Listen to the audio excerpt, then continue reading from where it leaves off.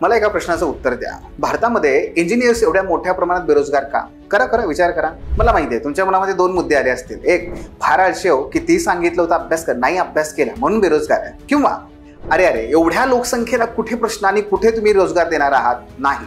मित्रांनो, मात्र तुम्ही असा कधी विचार केलाय का यामध्ये कुटुंबाची भूमिका काय आहे?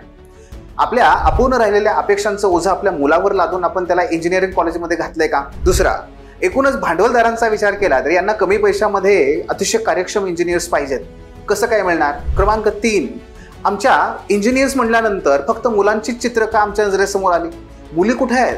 अहो, एकूण जे बेरोजगार असणारे इंजिनियर्स आहेत त्यामध्ये मुलांपेक्षा मुलींचं प्रमाण जास्त आहे. क्रमांक 4, एकूण प्रादेशिक विकासाचा असमतोल. असे कॉलेजेस की जे कोंबड्याच्या खुराड्यामध्ये निर्माण झाले आहेत किंवा जे 3 BHKच्या फ्लॅटमध्ये आहेत, इथून आमचे इंजिनियर सक्षम असे कसे निर्माण होणार? आणि त्याचबरोबर जातीची यामध्ये काय भूमिका आहे? एका बाजूला आम्ही श्रीमंतीचे स्वप्न दाखवतोय, दुसऱ्या बाजूला मात्र साधनं आमच्याकडे नाही आहेत. आणि म्हणूनच मित्रांनो, कोणत्याही सामाजिक प्रश्नाला वैयक्तिक प्रश्न म्हणू नका, त्याला त्या समाजाच्या संरचनेच्या संदर्भात पहा, म्हणजेच आपल्याला तो सर्वंकषपणे समजू शकतो. यालाच म्हणतात समाजशास्त्रीय परिप्रेक्ष्य. मित्रांनो, अशाच प्रकारे अतिशय रंजक असणारा समाजशास्त्र जर समजून घ्यायचं असेल तर येत्या 7 जुलै 2025 रोजी आपल्या डेमो सेशनला उपस्थित राहा. धन्यवाद.